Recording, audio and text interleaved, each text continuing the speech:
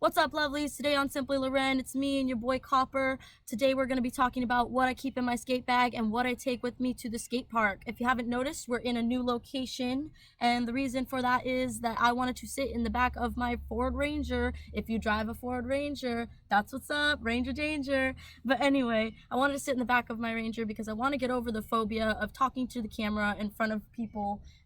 It's really awkward to do that, and that's why we're out here. So I'm going to just try to send the video and get used to that. Also, sorry about the exfoliation from the sun. The timing of me filming this video is like probably the worst, but whatever, we'll get through it. So what do I keep in my skate bag? This right here is my skate bag. As you can see, it is a tote from Victoria's Secret, and it has this little puffy thing. I use this bag because it's really big and it can carry all of my stuff, and also it was free, so I don't really mind so much when I damage it because I got it for free after buying whatever amount of stuff from Victoria's Secret. So the first thing I keep in my skate bag is a helmet. We want to protect ourselves. Safety is sexy, and obviously you can do anything you want when you is sexy, and so confidence is key at the skate park. All right, when you are confident at the skate park, your mental game is on point, and then you're going to be able to translate that into your physical body. So that's what's up when it comes to the helmet. I know it can be awkward because not a lot of skaters use helmets, but you know what, safety's sexy. No one's going to diss you for having extra padding and protection. Protect yourself before you wreck yourself. Also, if Copper is looking a little bit tired, it's okay. I have water for him. He can drink right out of the bottle. He is not hot. We're chilling out here. If he's ever thirsty, I give him some water. I just gave him some more earlier, so he didn't really want that much. We're chilling. So don't worry about him. He's just old and doing his old thing, sitting in my lap. Anyway, second thing you want to take to skate park is your knee pads and your other pads. So I've got my knee pads in here, my elbow pads, and my wrist guards are all also in this bag. Like I said, protect your legs, protect your elbows, protect your wrists. The worst thing you can do is not wear padding because it looks funny and then hurt yourself and not be able to skate later. So let's just avoid that situation altogether and not have to worry about it. Another pad that I have, which I don't have next to me, so I'll just put a picture of or something, is my football pads. I cannot stress enough how much these pads make me feel way more safe, way more comfortable, and like really protect my legs and my tailbone. So when I first started skating at the skate park, something I wish I would have known was that you're gonna fall really hard. And I know that everyone's like, okay, duh, but the concrete is hard. And I don't mean the concrete's hard, I mean the concrete is hard, especially that tailbone area. So I was trying to figure out what can I do to protect my tailbone. Now Amazon has these really cute little like turtle things that you strap to your butt, which I'll put a picture of here. And while I like those and I think they're super cute, I do understand that they can look really funny when you're at the skate park surrounded by other people. And so for me, I went for something a little bit more low-key. I really like football pads, which I got at Academy. I'm pretty sure you can find them at any like sports store, and they protect your tailbone and also the sides of your legs, which is great because if you do happen to fall and you hit your knees, then you can slide as well, like onto the rest of your side body. Another thing I bring usually, hopefully I brought it. I don't know if I brought it, but I'm just gonna use this sock to demonstrate. Another thing you want to bring is some kind of rag to wipe your face down. You obviously don't want to use this sock, but that's all I had next to me for a visual.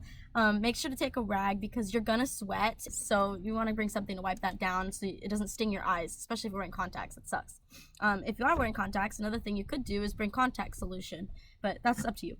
Skate tools are super important. I have this tiny Allen wrench thing that I got off of Amazon for like $5 probably. It carries the 316 tool, which for my skates unscrews the toe stops.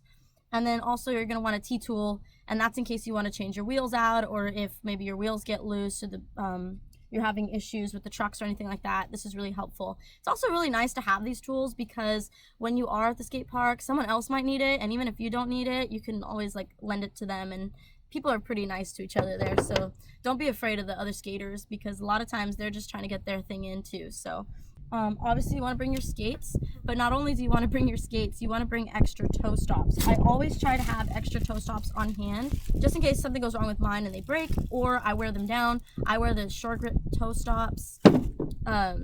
these are just what fits on my skates. You use whatever is going to fit your skate. You always want to have extra ones of these because it helps with your stalls, and it helps with just being able to skate longer durations. Maybe you think you're going to be skating for 30 minutes and end up being there for 6 hours. It's always better just to have extra breaks and not need them than need them and not have them. You can also choose to bring extra laces, or you can also choose to bring extra wheels if you know that you're going to want to change them out, or if you know that your laces are kind of running a little bit sketch and you want to have extras just in case. Another thing inside of my skate bag is socks. These are a little dirty because I just left the skate park pretty recently and haven't washed them yet. So the reason that I think it's important to bring extra socks is, for me personally, since I'm a roller skater, I don't wear my roller skates while I'm driving to the skate park. I wear other shoes, and sometimes those shoes have socks and sometimes they don't. But when I am putting my skates on, I obviously want a certain type of sock to fit with my skate to protect my ankle. So not only do I bring one pair of socks, but I also bring 2 pairs, and these are really dirty, so I'm sorry I'm showing you guys dirty socks, but I try to bring at least 2 or 3 pairs of socks, because not only do you put these on your feet in layers sometimes, but you can also fold the sock in a way that will protect your foot. And not only do I recommend you have these types of socks where they're higher up, but I also recommend that you have those no-show socks. And here's why. If you don't want to buy toe caps, they are great to put right here, and I will make a quick video later of how to do that. You're basically going to put the heel part right here to cover this and pull it through and tie it under the laces, but I'll show you how to do that in a different video. Another thing about going to the skate park that I have learned from being in Texas, I don't know about like the north for you guys, but in Texas it's very hot. It's very hot most of the year. I will say in the winter it gets a little cool, but most of the year it's pretty hot. So another thing I bring is a cooler. You can get any cheap cooler. This one's an Igloo. It says it was $12. So it was $12, and I love this thing. I love it because it's so small, and you can fit so if you buy like at the gas station, like I think it's a 10 pounds seems a little much. I don't know how many pounds it is, but whatever kind of ice thing that you could get at the gas station, it fills this up, and then you have half of it left, so whenever it melts you can pour more in there. And I also carry, like you can't see them now, but I have entire cases of water bottles just in the back of my truck. I try not to leave them in the back for too long, because if it is hot, like the plastic I think melts into the water. I don't know the science behind that, but somebody told me that. So I always fill this with those waters, ice, and sometimes even a Gatorade. I have this really sketch looking Gatorade that's been in the back of my truck for a while that I need to throw away, but here's a visual. And another drink that I find personally helps me is having one of those like meal replacement drinks. Now, I'm not saying you shouldn't eat or anything like that. You definitely need to take care of your body and do what works for you. But I do personally like having a meal replacement with me on hand in case I'm ever there for a really long period of time and I'm starting to if I'm starting to feel like I'm losing energy. I feel like those meal replacement drinks really help me personally. Some people like to listen to music at the skate park. You always got your dudes that like to carry a speaker around. I personally don't like a speaker. I personally shoot for headphones. You can use any kind of headphones that you like. I like these sometimes if I know I'm going to be doing crazy things, because if I break them, I don't feel so bad about it. But I really love this Sapphire, I don't know how to say it, but these earphones are great. You can get them off of Amazon for like 30-40 bucks. I have 2 pairs of these, and I really like them because they're that type of earphone that looks somewhat like this, and it sticks in your ear, and there's no wire or anything to get caught up on.